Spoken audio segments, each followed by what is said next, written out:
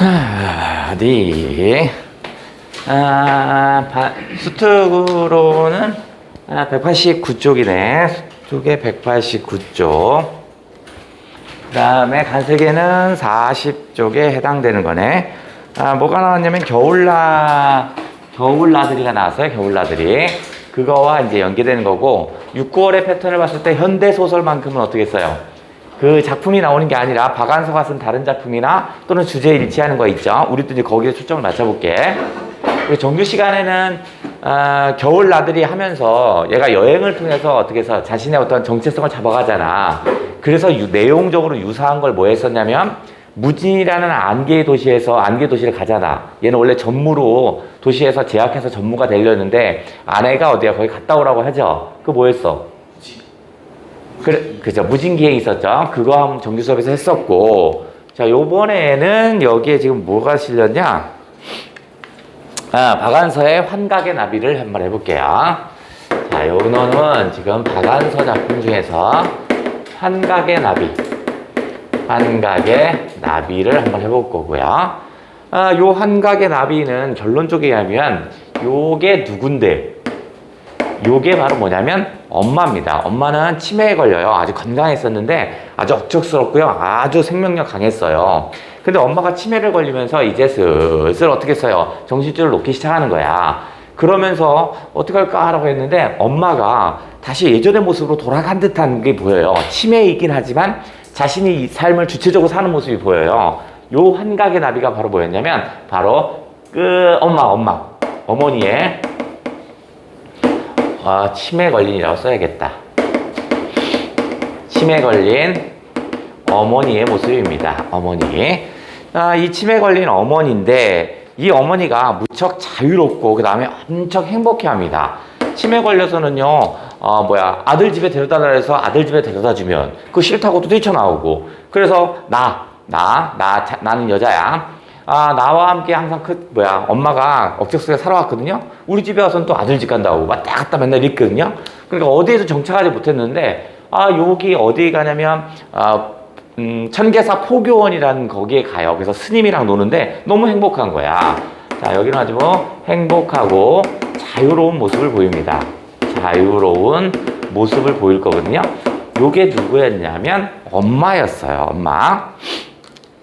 자, 그러면 여기서 좀 체크해야 할 게 공간 정도를 좀 체크해야 되는데 엄마는요 예전에 뭐 했냐면 종암동에서 하숙집을 합니다. 하숙집을 시설은 그리 좋은 건 아니지만 엄마가 무척 친절하고요 학생들에 대해서 자식같이 대합니다. 그래서 하숙집 애들이 너무 좋아하는 거야. 그래서 학교도 잘 가고 좋은 학교도 가고 가끔 찾아오기도 하고 막 이럽니다. 즉 이 종암동 하숙집이라는 것은 엄마의 어린 시절, 엄마가 억척하는 거야. 어머니가 자신의 삶을 자기가 스스로 결정해서 자기가 해야 할 거 말아야 할 걸 정리를 합니다.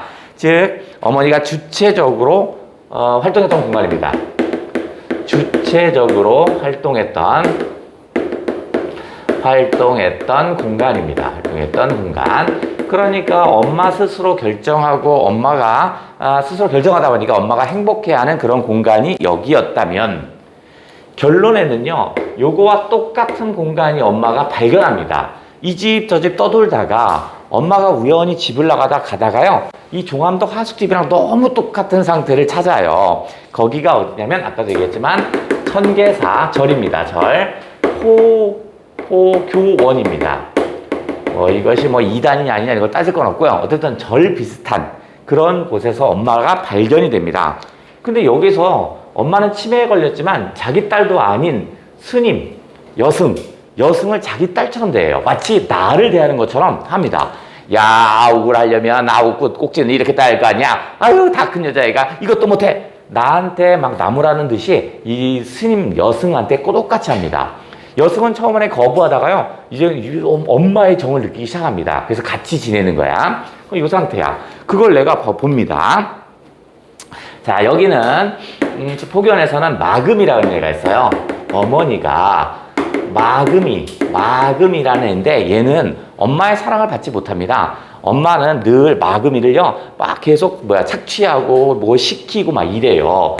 그래서 이 엄마가, 치매에 걸린 엄마가 이 마금이에게 뭘 주냐면 엄마의 사랑을 알려줍니다. 그래서 마금이도 어떻게 써요? 어떤 따뜻한 정을 느낍니다. 아, 이게 엄마가 있다면, 엄마가 있지만 진정한 엄마가 있다면 이게 나의 엄마구나 라고 생각합니다. 따뜻한 정을 느껴요. 즉 엄마는요, 자식에게 사랑을 베푸는 거예요. 자기 스스로. 그러니까 엄마가 치매에 걸렸지만 이게 자기가 행복감을 느끼는 겁니다. 자기 자식을 내가 뭘 할 수 있으니까. 두 번째는 여기에서 어머니는 치매 걸린 어머니입니다. 치매 걸린 어머니가 바로 큰 나비처럼 느껴집니다. 내가 느꼈을 때 큰 나비인데, 그 나비가 무척 어떻게 써? 자유롭고 행복해 합니다. 자유롭고 행복한 모습을 가지고 있거든요.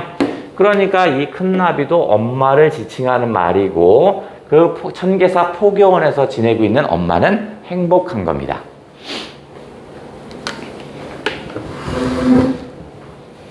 다음 두 번째 체크할 거.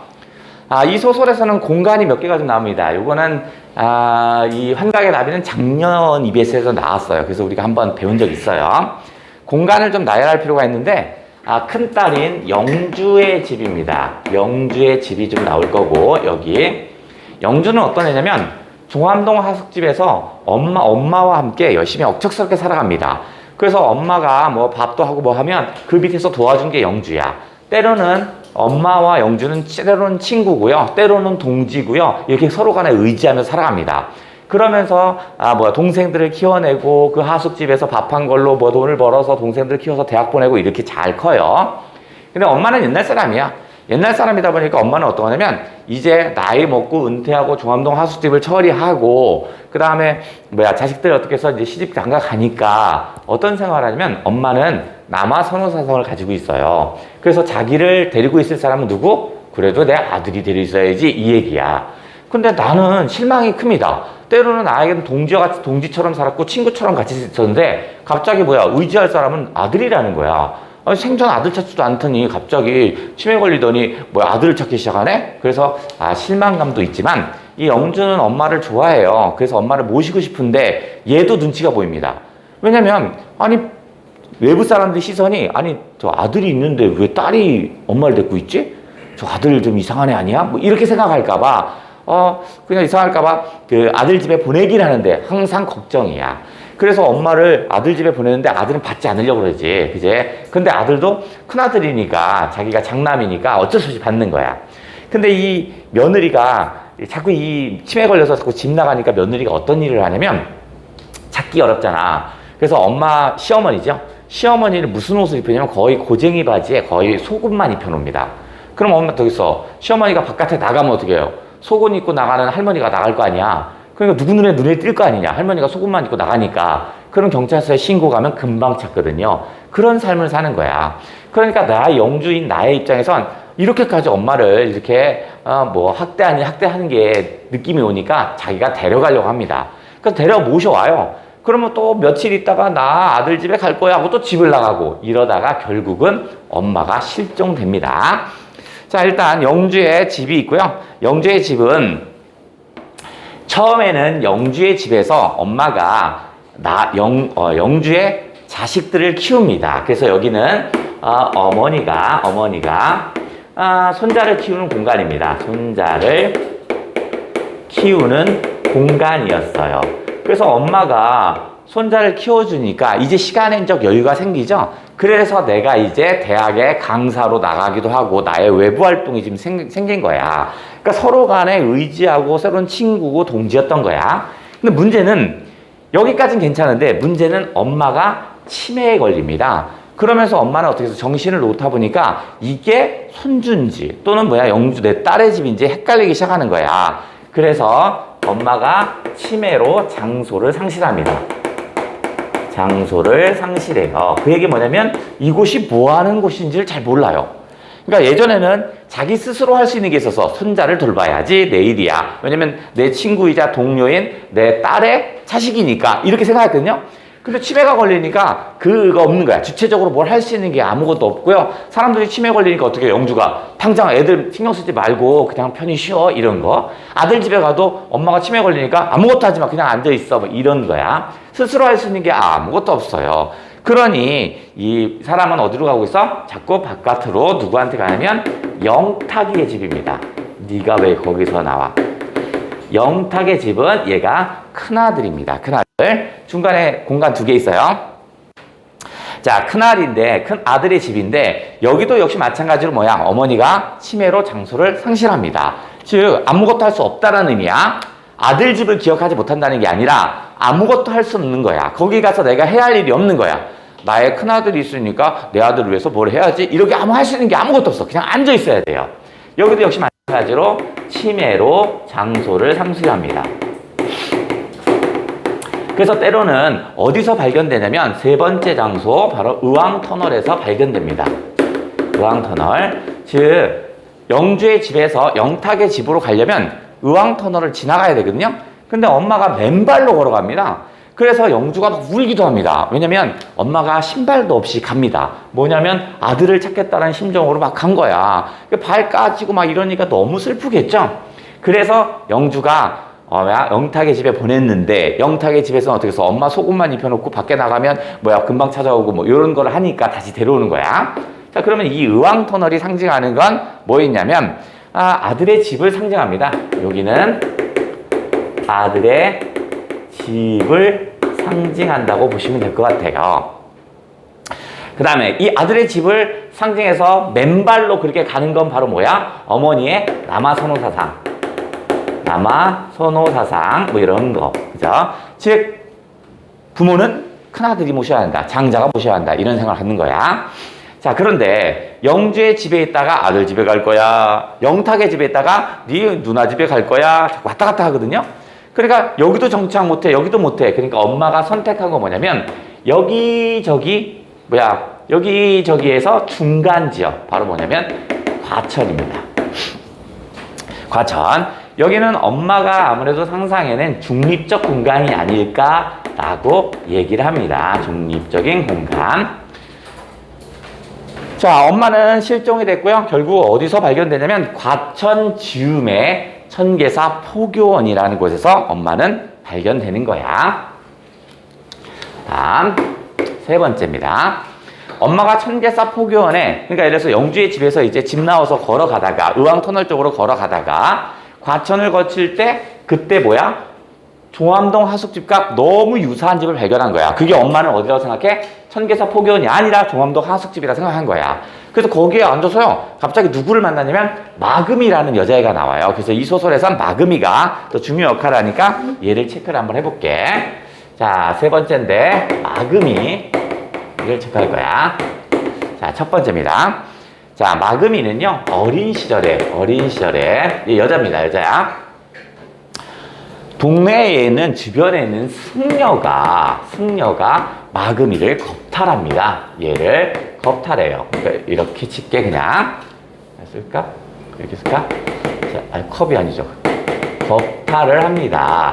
그러면 어떻게 써요? 이 승려라는 놈은 나쁜 놈이겠죠. 그죠? 승려라는 앤들 이상하게 여자를 겁탈을 해버렸네요. 그죠? 그러다 보니까 이 마금이는 어떤 거냐면 남성 혐오에 빠집니다. 남성이라는 놈은 나에게 항상 어떻게 해를 끼치는 놈이야. 그래서 남자를 만나려고 하지 않습니다. 대인을 기피하고요. 특히 남자를 보면 되게 두려워하고 무서워합니다. 그래서 이 승려가 보통 우리가 생각할 때 엄마의 입장에서 어때요? 승려가 자기의 딸을 겁탈을 했으면 경찰서에 보내버리고 막 이래야잖아. 근데 마금내는 좀 다른 생각을 가졌어요. 마금내는 바로 이 승려를 협박합니다. 너 내 딸 겁탈했지? 그러면 경찰서 보내고 이게 정상이잖아. 그래서 이제 어떻게 협박을 해서 그럼 내가 무마하는 대가로 너는 뭘 해줄 수 있느냐 이런 거야. 그래서 결국 어떻게 했어? 결국 승려가 가지고 있는 집을 얻었어요. 그래서 마금내는 그곳에 어떻게 해서 정착을 합니다. 집 없이 떠돌다가 집이 생겨버렸네. 그런데 2번째. 집이 생기긴 해서 그러니까 마금내도 협박을 했으니까 그리 좋은 놈은 아니네. 집이 생겨서 좋아서 일단 정착을 하는데 이 대인 기피증이 있는 마금이에 이상한 능력이 있는 것을 알아냈어요. 얘가 남성 혐오에 빠져 있고요. 그 다음에 다른 사람을 만나지 않거든요. 근데 얘가 뭐냐면 예언 능력이 있는 게 늘어났어요. 예언 능력이 있다라는 것을 마금내가 알았어요. 아하, 그러니까 어떻게 했어? 마금내가 자기 딸을요, 거의 기계처럼 대합니다. 그래서 이 딸에게 뭐 하는 거야? 집이 있는데 요것을 어떻게 써? 절처럼 만든 거야.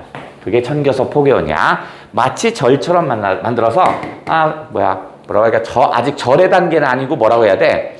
그 있잖아, 무당집 같이 해서 점괘 봐주고 이런 거 있잖아. 그런 단계. 그래서 돈이 좀 모이겠죠? 착취합니다. 그죠? 마금내는 나쁜 놈이네. 그죠? 딸을 이용해서 돈벌이를 시키는 거네. 마금이는 애정은 없지만 엄마라는 사람이 시키니까 그 일을 하는 거야. 얘가 미래에 어떨 것 같니? 그러면 어쩌고저쩌고 얘기를 해주면 그게 또 맞아요. 그러니까 사람들이 많이 몰려오겠죠. 그러면서 그 집이 조금 커지는 거야. 그래서 무슨 형태를 갖냐면 이렇게 포교원의 형태, 천계사 포교원의 형태를 갖습니다. 자, 그런 상태에서 마금내는 없고 마금이가 이제 어른이 됩니다. 그래서 이 마금이가 뭐가 되냐면 자연 스님이 됩니다. 자연 스님이 돼요. 그러니까 천계사 포교원의 스님이겠죠. 스님이야. 근데 이제 어머니가 영주의 집에서 집을 나가서 치매 걸렸으니까 집을 나가죠. 걸어가는 겁니다. 그죠? 의왕터널 쪽으로 해서 영탁의 집을 걸어가는 겁니다. 걸어가다가 종암동 그 하숙집이 발견된 겁니다. 자기의 집을 발견했어요. 사실 자기의 집이 아니라 포교원이죠. 마금이가 있는데 얘는 아무것도 할 줄 몰라요. 엄마가 자식에게 가르쳐준 건 아무것도 없거든요. 밥하는 거 아무것도 없어. 생활 능력 아무것도 없어요. 그러니까 얘는 성장을 하고 이미 처녀의 몸이 돼서 이게 성장을 했지만 아무것도 할 수 없는 거야. 근데 갑자기 누가 오냐면 바로 어머니, 치매 걸린 어머니가 옵니다. 그래서 어머니가 와서 마금이가 있는데 그냥 거기 와서 그냥 털썩 앉아요. 그러고 와서 뭐냐면 딸 대하듯이 합니다. 야, 빨리 와서 밥 해야지. 쌀 씻어야 할 거 아니야. 갑자기 합니다. 마금이 입장에서는 처음엔 깜짝 놀라죠. 처음 보는 할머니가 와서 나한테 막 시키고 빨래하라는 둥, 빨래는 이렇게 해야 한다는 둥, 그 다음에 채소 다듬는 법은 이렇게 해야 한다는 둥 막 하는 거야. 근데 채소 다듬고 쫙쫙 하면서 그거 있잖아. 엄마들 특유의 그거 있잖아. 뭐라고 욕 비슷하게 하면서 어떻게 해서 할 건 다 해주잖아. 이것도 마찬가지야. 할머니가 이게 다 큰 애가 아욱도 못 다듬고 이 뭐야 하면서 채소를 다듬더니 된장찌개를 해옵니다. 근데 너무 맛있는 거야. 마금이는 그런 것을 한 번도 먹어본 적이 없거든요. 그래서 어떻게 점차 마음이 풀리기 시작합니다. 즉 어머니는 마금이를 어떻게 대하냐면 자식 대하듯이 합니다. 그러니까 여기에서 어떻게 써요? 이 마금이가 진짜 엄마가 있다라면 이분이 아닐까라고 생각해요. 그래서 어머니의 정을 느껴요. 그래서 지금도 나는 지금 여기 영주의 집에서 영탁의 집 사이를 왔다 갔다 하면서 엄마를 찾아요. 그래서 반년간 찾습니다. 밖에다 포스터도 붙이고 신문 광고도 내고 하는데 못 찾아요. 이날은 어떻게 하냐면 의왕터널 지나서 쭉 가다가 너무 차 타는 게 힘들어서 중간에 멈춰요. 멈춰서 어떻게 해서 왜 차 타다 보면 허리 아프니까 밖에 나가서 허리도 운동도 하잖아. 그러면서 이렇게 좀 걸어봅니다. 걷는데 와, 이게 이렇게 옛날 풍의 이런 도시가 있네 하고 쓱 가다가 어딜 만나? 포교원에 만난 거야. 포교원에 와서 절이 있는데 저 위에 봤더니 엄마가 입고 나간 스웨터가 빨랫줄에 걸려있는 거야. 엄마 옷이. 이거 엄마 있지 않을까 해서 쓱 들어왔는데 어떻게 했어? 조그만 정자에 마금이와 어머니가 앉아서요 티격태격 합니다. 어쩌고저쩌고 해야 한다고 티격태격 하는 거야. 그 모습 속에서 엄마의 자유로운 모습을 발견합니다. 그게 뭔데? 엄마가 마치 큰 나비와 같았다, 이런 얘기였습니다. 엄마는 승려복을 입고 있었던 거야. 근데 그게 잘 맞지 않아요. 엄청 크거든요. 그러니까 바람도 불고 하니까 펄럭펄럭 하니까 승복의 옆에가 날개처럼 보이고 엄마가 되게 자유로워 보인다, 이런 얘기네. 결국 이 소설은 노인이 된 사람들을 어떻게 우리가 사회적으로 시선을 봐야 하냐, 어떤 시선을 가져야 하냐라는 걸 알려주고 있죠. 단순히 치매 걸렸다. 나이가 노화가 되면 이제 치매가 오게 되는 거잖아. 그죠? 그럼 그걸 어떻게 받아들이냐? 적어도 이렇게 하지 말자는 얘기 같아요. 치매에 걸렸으니까 아무것도 하지 마세요. 병자 취급하거나 이래서 아무것도 하지 못하면 어떻게 써? 이 모든 것에 대한 장소까지 상실하고 모든 걸 다 포기하게 된다고요. 하지만 치매에 걸렸지만 어떻게 써? 자기가 할 수 있는 일을 찾아서 하다 보면 어떻게 써? 이렇게 자유로운 모습이 보인다라는 얘기를 담은 게 요 놈이었다. 자, 요거 하나 체크. 그러면 다른 거 한번 해보자. 자, 박완서니까. 자, 요번에는 겨울 나들이의 내용적인 것도 한번 따져볼게요. 겨울 나들이는 전후소설이죠. 일종의 전후소설입니다. 거기와 연관된 거를 한번 해보자고요.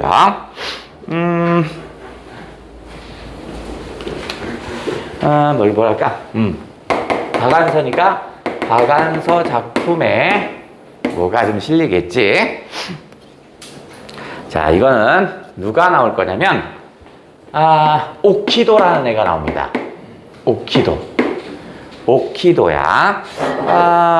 오키도의 그림을 봅니다. 자, 원래 나는 어떤 사람이냐면 나는 이경이라는 여자입니다. 이경이라는 여자고요. 거의 자전적인 내용을 좀 담고는 있습니다. 엄마는 억척스럽게 살아온 사람입니다. 남편 죽고 나서 자식들을 키우려고, 적어도 자식들은 어떻게 해서 남부끄럽지 않게 키우려고 아들은 서울대학교 경제학과에 집어넣고요. 그 다음 딸들은 그 당시에 공부를 안 시키는데 학교에 보냅니다. 이런 정도야. 한국전쟁이 일어납니다. 서울대학교 경제학과에 다니는 나의 오빠죠. 나의 오빠는 어떤 거있냐면 먼저 뭐냐면 국군에 들어갔다가 아니 뭐야 이게 이념에 의해서 사람을 죽인다는 게 옳지 않다 생각해서 탈출합니다. 그래서 인민군으로 가요. 젠장 인민군으로 갔더니 거기 뭐 달라? 똑같잖아. 그죠? 똑같으니까 얘가 이 전쟁이라는 데 환멸을 느껴요. 그래서 어떻게 해서 탈출합니다. 그래서 엄마 집에 숨어요. 그러면 낮에는 국군을 탈출한 놈을 찾으러 다니려고 국군이 찾으러 오고요. 밤에는 인민군들이 내어서 몰래 쳐서 인민군 탈출한 놈을 찾으러 다닙니다. 그래서 어디다 숨겨놔요? 그렇죠. 이게 옷장 보면 옛날 할머니 집 같으면 이렇게 드륵드륵 여는 거 있잖아. 거기다 빨래 놓는 거. 그러니까 문을 이렇게 드륵 열면 이렇게 열면 여기까지 열리고 지금 안 열잖아. 보통 다 열리지만 안 열잖아. 여기다 숨겨놓습니다. 끝에다가. 그래서 인민군이 와서 막 여기 문을 쭉 열고 막 칼로 막 툭툭 쑤셔봅니다. 근데 문은 여기까지 열리니까 오빠는 여기 있으니까 칼로 쑤셔도 어떻게 괜찮겠죠? 그 다음 낮에 국군이 와도 역시 여기까지만 문을 여는 거야. 내가 봐도 이거 참 불안한 거야. 그래서 내가 뭐라 그래요? 그렇죠. 이건 좀 위험하니까 창고, 저 멀리 있는 창고는 아무도 오지 않았은 거야. 거기다 숨긴 순간 어떻게 했어요? 미군 폭격기가 떠서 거기다 폭탄을 똥 떨어뜨립니다. 그래서 죽어요. 그래서 나는 어떤 죄책감을 가냐면 나 때문에 오빠가 죽었다는 생각을 가져요. 그래서 나는 막 살고 싶어 합니다. 왜 그런 거 있잖아. 될 대로 되라. 난 막 빗나가 살 거야. 어떻게 살 거야. 이렇게 하잖아. 그래서 만나는 남자. 요번에 첫 번째 걸리는 남자는 다 내 애인이야. 이렇게 만나서 살아요. 근데 누구를 만나냐면 오키도라는 화가를 만납니다. 이 오키도의 화가는 일본에 자식이 있고요. 이거 이중섭을 빗댄 겁니다. 일본에 화가가 자식이 있고요. 아내도 있습니다. 지금 여기서 자기는 예술의 어떤 집념을 불태우는 예술을 하고자 하는데 돈이 없으니까 알바 온 거야. 근데 나는 어떻게 해서 첫 번째 눈 띈 이 남자가 내 남자라고 생각해서 막 대시를 합니다. 근데 처음에는 술 한 잔도 먹고 했는데요. 오키도가 거부합니다. 나는 지금 예술을 할 사람인데 난 이런 거 하고 싶지 않습니다. 라고 해요. 근데 내가 자꾸 엉겨붙으니까 어떻게 해요? 이제 알바를 안 나옵니다. 그러니까 내가 어떻게 해서 거기 찾아갑니다. 이 새끼가 나를 거부해서 찾아가. 하숙집 같은 이런 허름한 길에 딱 들어가서 문을 딱 열었더니 그림이 하나 보여요. 뭐냐면 오키도가 그린 그림입니다. 근데 그림이 너무 무서워요. 왜 무섭죠? 그렇죠. 단칸방에서 발견하는데 이게 이제 과거인데 나무가 있는데 겨울나무인데 이거 바로 다 죽은 나무야. 거의 이건 죽은 나무야. 자, 뭐로 보냐면 고목이었습니다. 고목. 이 미친놈 이거 이렇게 다 죽은 나무를 왜 더 그려놓지? 마음이 뭐 어떻게 된 거야 이거. 또라이 아니야? 라고 생각을 합니다. 그리고 나서 나는 어떻게 해서 이제 얘의 마음을 접고 나는 아주 평범한 사람과 결혼을 하고 자식도 낳았고 이제 시간이 흘러갑니다. 어느 날 신문을 넘기다 보니까 어떻게 해서 오키도의 유작전 이게 딱 들어와요. 유작전이니까 죽었다는 얘기네. 그죠? 근데 봤더니 만나봐야겠다 하고 생각합니다. 그래서 이제 어디로 가? 오키도의 유작 전시회를 갑니다. 유작 전시회겠죠? 그죠? 요게 현재겠죠, 현재. 자, 유작 전시회도 과거에 봤던 그 그림이 그대로 있는 겁니다. 근데 그 그림은 고목이 아니라 뭐였어요? 그렇죠. 나목이었습니다. 고목과 나목은 다른데, 고목은 죽은 나무를 얘기하는 거고요. 나목은 뭐야? 버슬나자입니다. 그러니까 겨울나무 생각하시면 돼. 겨울나무가 잎과 줄기 이런 것들이 많이 떨어지잖아. 그렇다고 해서 이건 죽은 나무가 아니죠. 봄이 오면 다시 피는 거잖아. 아, 우리가 예술품을 본다는 건 자신의 심리가 담겨 있습니다. 그 당시 과거에는 막 살고 싶은 어두운 심리를 보다 보니까 그게 고목으로 보였던 거고요. 시간이 지나면서 어떻게 해서 내가 성숙하다 보니까 이제 제대로 보이는 겁니다. 즉 여기가 나의 성숙이겠죠. 네, 성숙. 자, 그럼 정리하면 고목이라는 건 죽은 나무니까 생명력은 없는 나무겠죠. 없는 거고. 아, 이건 빗댄 건 뭐냐면 그 당시에 나의 모습입니다. 일상적인 나의 모습이었어. 근데 그 일상적인 나의 모습은 어땠어? 그냥 막 살고 싶었던, 오빠의 죽음의 충격으로 막 살고 싶은 그거이죠. 그러니까 모든 걸 보면 다 죽음과 연결돼서 보였던 거야. 그러면 요 나목은 어떠냐? 아유, 당연히 생명력을 가지고 있는 거죠. 살아있는 거죠. 그러니까 얘는 어떻게 써? 겨울이기 때문에 잎이 없는 거잖아. 그죠? 봄이 되면 어떻게 써?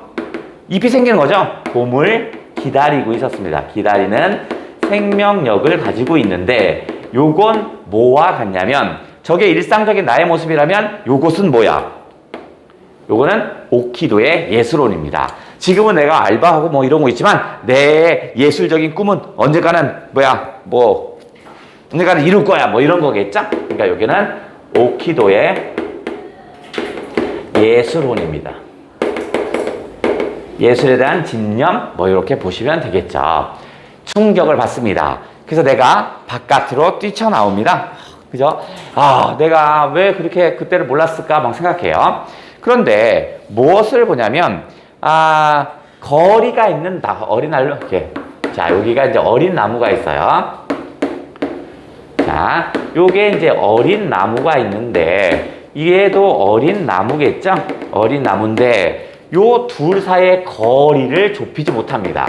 거리를 좁히지 못한다는 걸 압니다. 당연히 나무는 움직이지 못하니까 거리를 좁히지 못하겠지. 결국 이걸 얘기하는 것은 바로 뭘 얘기하는 거야?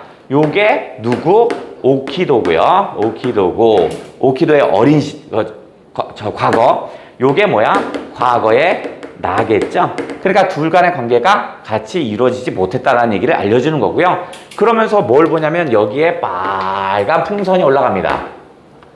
빨간 풍선이 있는데, 여기 풍선인데 여기에 뚱 끊어집니다. 그래서 빨간 풍선.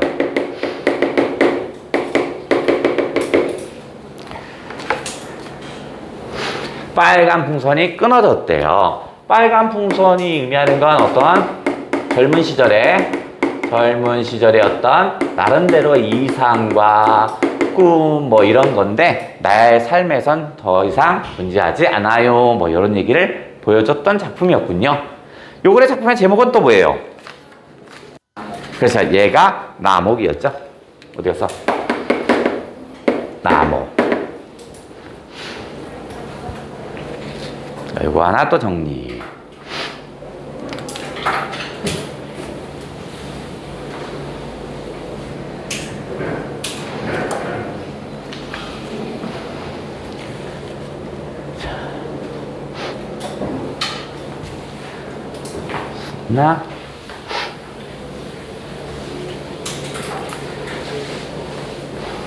자, 지금 하는 것들은 문학책에 나온 것과 EBS에 나온 것들 정리를 한 거야. 뜬금없는 작품은 아니고 한번 나왔던 것들이니까 언제든 언급될 수 있고, 문학작품이 있으니까 언급될 수 있는 거. 파관서 오늘 연계.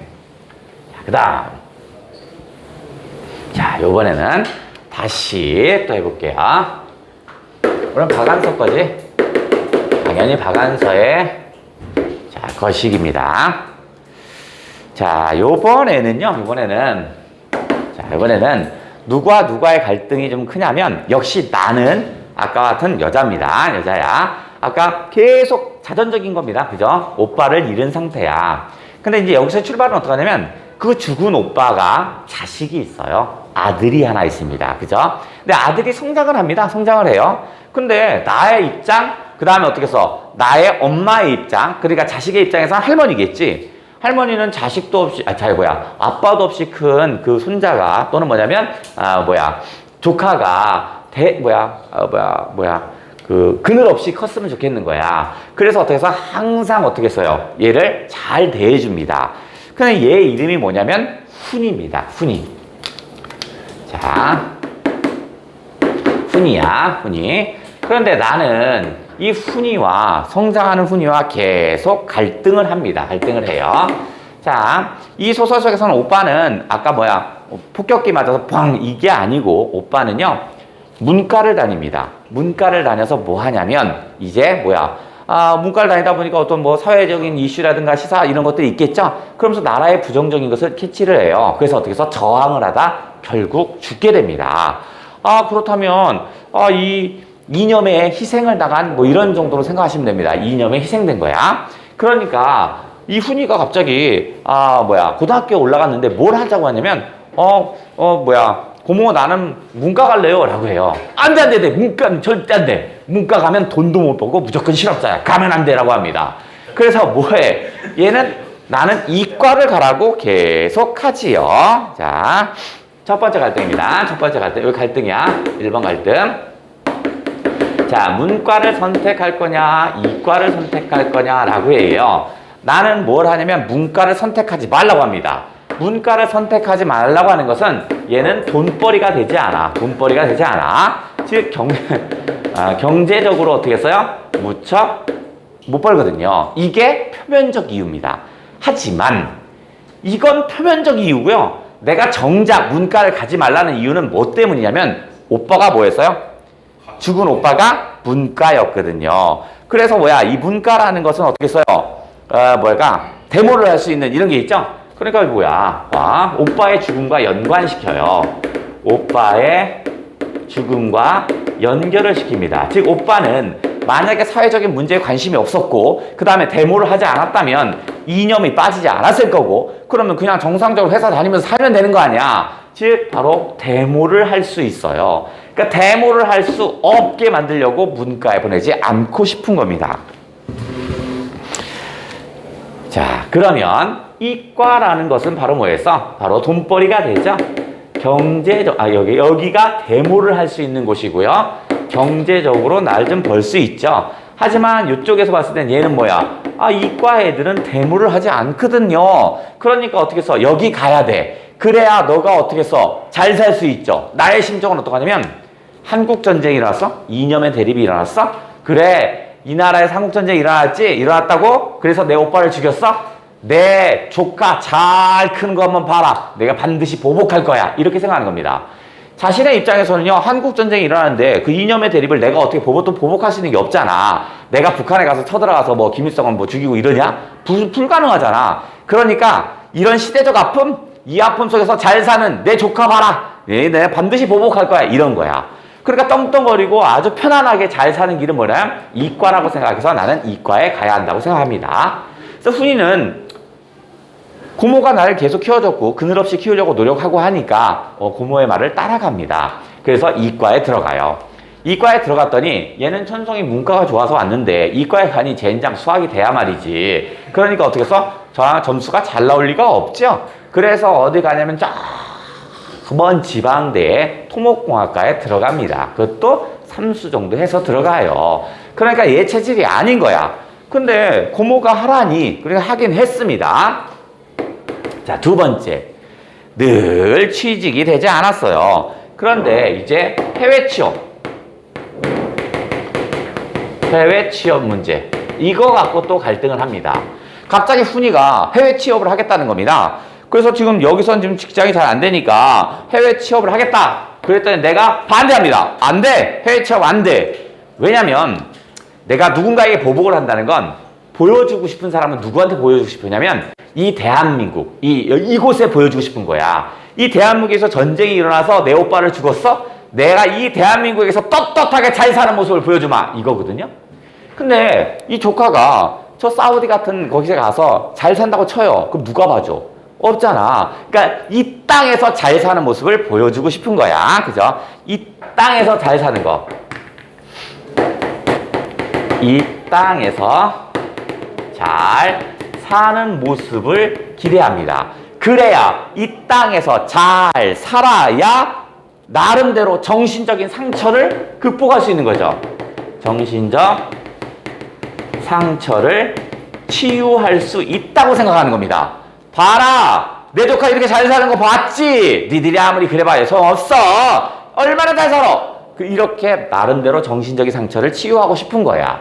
근데 지금 얘가 어딨어? 사우디 같은 데 일하면 이럴 수가 없잖아. 그래서 반대를 합니다. 그래서 훈이는 다시 해외 취업을 못 가요. 못 가요. 요게 첫 번째 여러 가지 티격태격. 그러면 이 글의 제목과도 관련이 있는데 내가 원하는 훈이의 삶은 사물로 대변합니다. 뭐야? 그렇죠. 카메라를 들고 다니는 삶입니다. 일요일이면 카메라 메고 자식들 데리고 어떻게 써요? 사진 땅땅 찍으면서 희덕희덕 살고 싶은 거야. 이게 내가 원하는 삶이야. 근데 훈이는 어떤 결정을 하냐면 일종의 반항은 아니고요. 나를 키워준 거 나와 할머니 고마워요. 하지만 이제 나와 할머니와 나의 삶을 사세요라는 걸 알려주고 싶은 거야. 더 이상 이렇게 정신적인 상처를 치유하기 위해서 이렇게 사는 게 옳지 않나요? 라는 걸 알려주고 싶어요. 그래서 내가 지금 선택한 건 뭐야? 이과 가서 취직했어요. 그죠? 취직해서 나의 정작 모습은 어때요? 아니야, 사물. 워커? 그렇죠. 워커를 싣고 있었습니다. 워커. 이건 가난한 어떤 노동자의 삶이겠죠. 일종의 고단한. 자, 그러면 이 카메라는 바로 뭐냐면 내가 바라는 삶이겠죠. 바라는 훈이의 삶을 의미하고요. 요것은 어떤 거냐면 그냥 평온한 중산층의 모습입니다. 요거는 평온한 중산층의 모습입니다. 그래서 기대해요. 그래서 얘가 저기 강원도에 서울 강릉 간 고속도로를 놓는데 거기 토목 사업에 거기 가요. 훈이가 거기에 취직도 했는데 집에 자주 안 오는 거야. 그래서 나와 엄마, 그러니까 할머니죠, 찾아갑니다. 아유, 우리 손주 녀석, 우리 조카가 왜 안 오지? 하고 가요. 너무 자랑스러운 마음으로 갑니다. 정상적으로 취직도 했겠다. 그죠? 딱 만나는 순간 어디 있어? 워커에 뭐가 가득해요? 흙, 먼지가 가득한 겁니다. 자, 이것은 내가 바라는 훈이의 삶, 평온하고 중상층의 삶이 아니라 고단한 훈이의 삶입니다. 고단한 훈이의 삶이었습니다. 그래서 내가 훈이를 데려가려고 합니다. 나는 어떻게 생각하냐면 그 당시에 박정희는 항상 뭐라고 하냐면 우리가 못 사는 이유는 부지런하지 않아서 그렇대요. 그죠? 부지런하게 사면 누구든지 다 잘 살 수 있대요. 갔더니 어떻게 했어요? 훈이는 무척 부지런하고 근면하게 살았는데 사는 모습이 어떻게 해요? 이잖아. 그러니까 당시에 근면하면 잘 산다는 말이 틀린다는 것을 훈이는 증명하고 싶었던 거야. 그래서 데리고 가려는데 이제 얘기합니다. 훈이가 이제 고모도 고모의 삶을 사세요. 더 이상 아빠 얘기 이런 거 하지 마시고 고모의 삶을 사세요. 언제까지 한국전쟁 머릿속에 떠올리면서 그거에 대한 보복한다고 살겠습니까? 자신의 삶에 충실하는 게 좋지 않겠어요. 그 다음에 할머니에도 그렇게 얘기하죠. 어느덧 대견한 듯한 훈이의 말이 마음에 들지 않지만 갑자기 생각해보니까 어떻게 써? 훈이의 말도 맞는 것 같은 느낌이 좀 들겠죠. 요걸 통해서 이제 정리를 하면 요렇게 끌어올게요. 자, 요것은 나의 기대가 좌절하는 거죠. 기대가 좌절. 카메라를 들고 있는 것이 아니라 워커를 신고 있었으니까. 그 다음에 성실하면 잘 산다라는 허울을 증명해낸 겁니다. 성실하면 잘 산다는 허울 또는 뭐야? 실체가 드러남. 실체가 드러나고 있군요. 지글의 제목은 뭐야? 카메라와의 워커일까요? 워커와 카메라. 카메라. 뭐라고? 보이십시오. 카메라와 워커였습니다. 자, 또 여기 오늘 박완서 특집.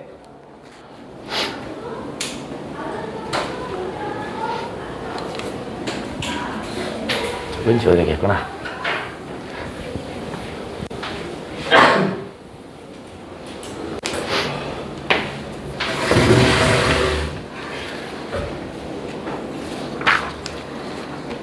자, 하나 더.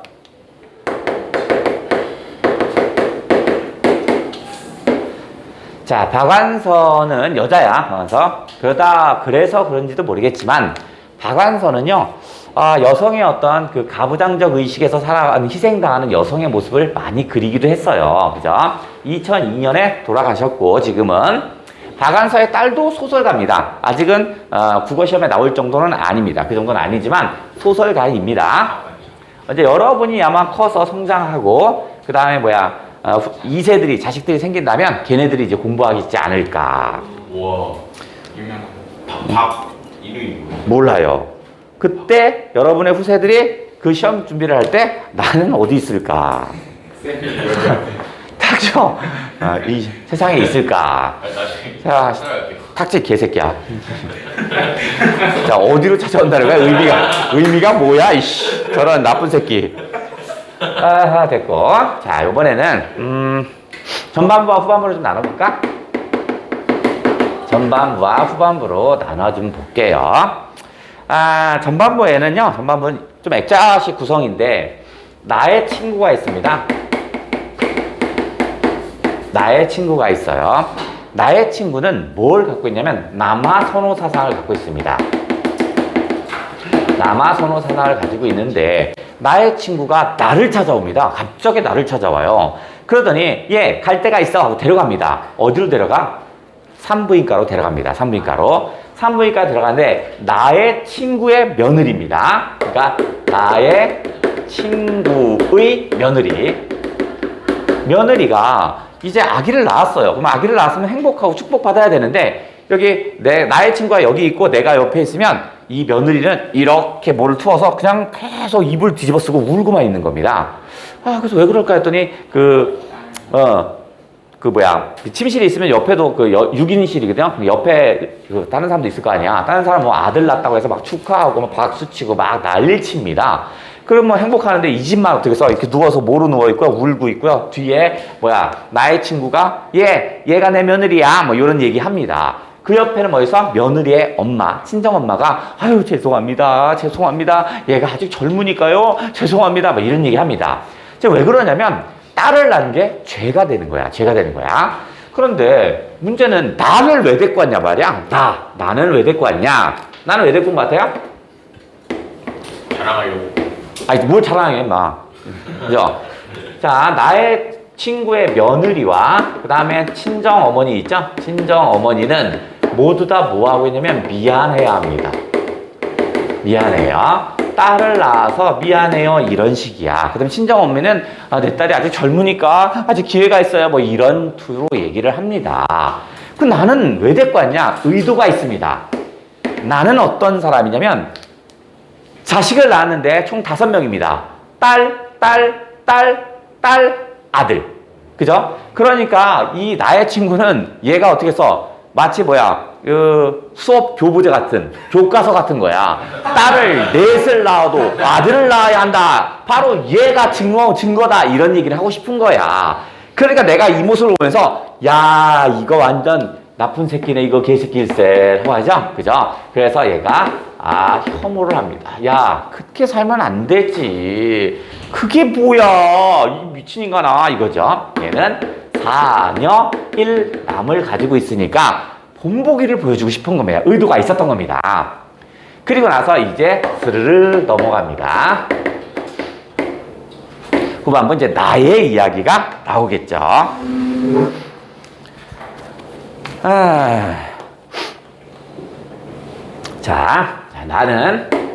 나가 나왔고요. 시어머니가 있겠죠. 시어머니가 있습니다. 내가 임신을 했어요. 너무 행복했습니다. 그래서 이 집에 나의 남편은 큰아들입니다. 장자야.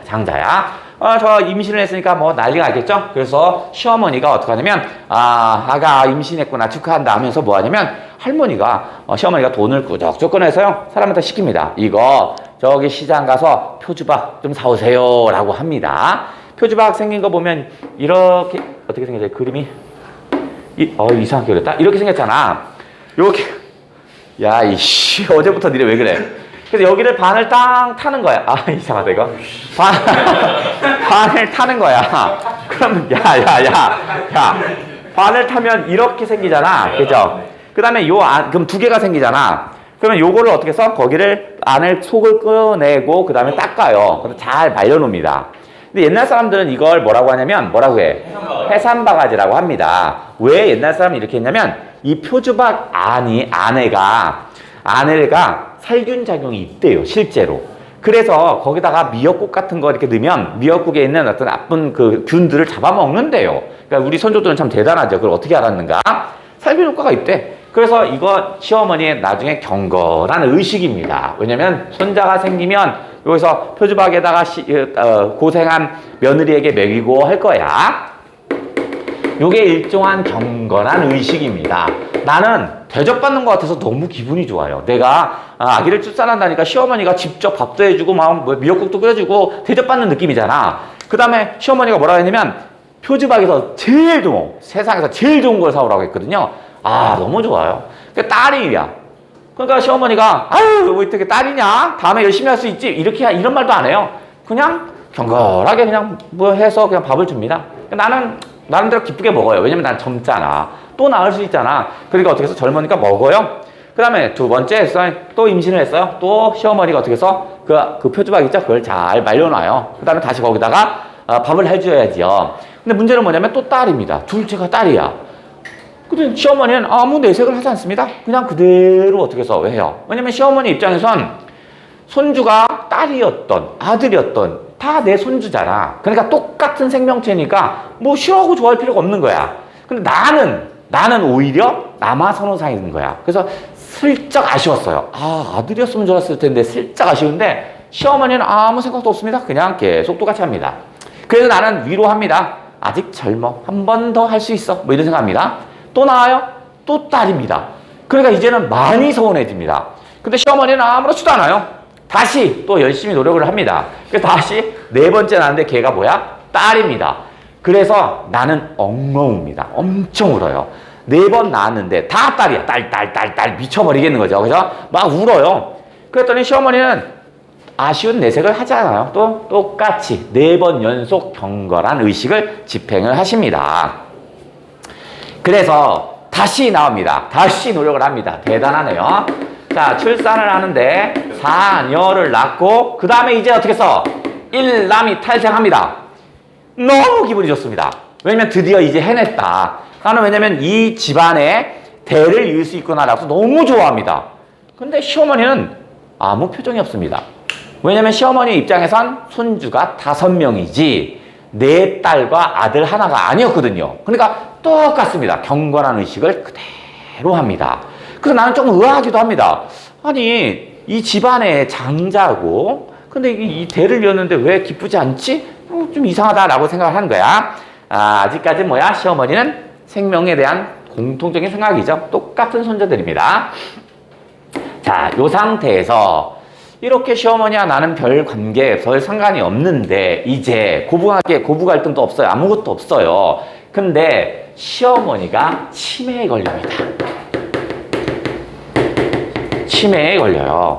그래서 나는 어떻게 했어요? 이렇게 졸다가 저거 치매에 걸려요. 그러니까 나는 어떻게 했어? 시어머니를 모셔야겠죠. 왜냐면 집안의 장자, 큰 며느리잖아. 큰 며느리니까 어떻게 했어? 큰 며느리가 시어머니를 모시는 게 당연하잖아. 시어머니는 큰아들이 모시는 거고 그럼 당연히 큰 며느리가 모셔야 하는 거지?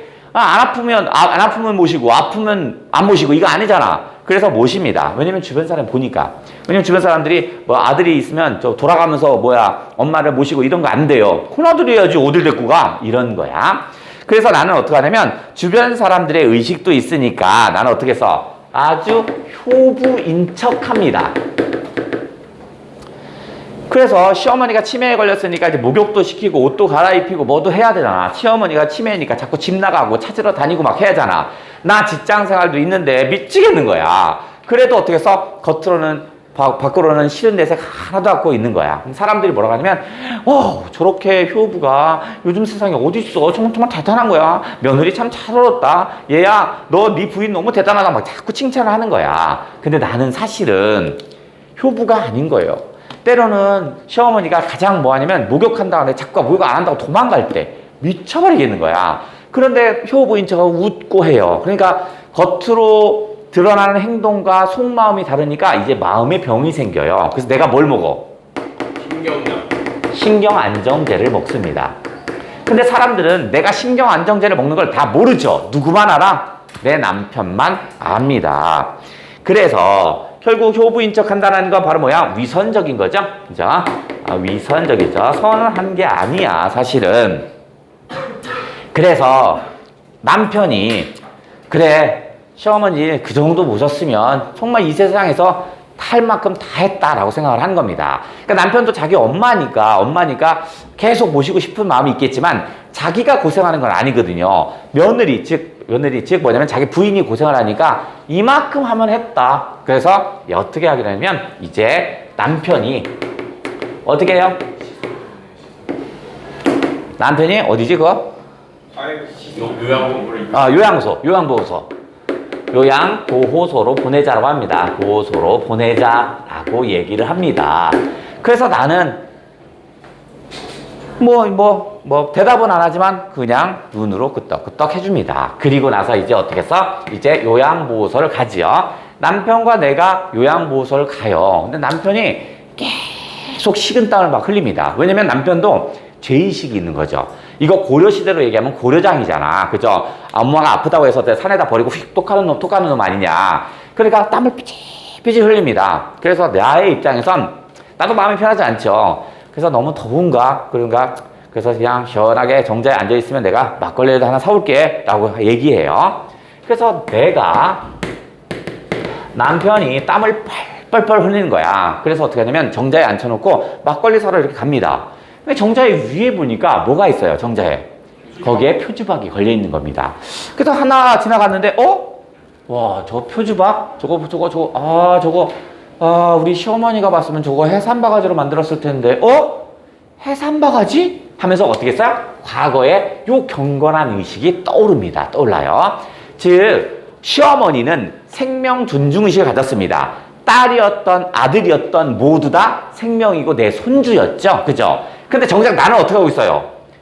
시어머니가 건강할 때는 나의 시어머니고요. 시어머니가 아프면 똑같은 시어머니인데 내가 되게 고통스러워했죠? 아니야. 왜 시어머니는 생명 존중 사상을 나에게 몸소 알려줬는데 나는 왜 그렇게 못하지? 라고 생각합니다.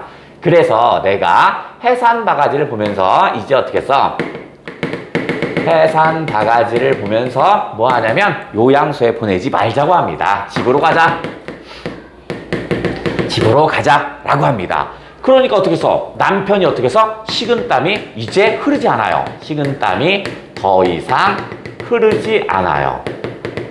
즉 남편의 심리적인 갈등, 괴로움이 사라진 거겠지. 그죠? 그러면 더 이상 부모를 버리지 않아도 된다는 거잖아. 그리고 나서 나는 이제 더 이상 시어머니를요 효부인 척하고 싶지 않아요. 그래서 때로는 시어머니가 만약에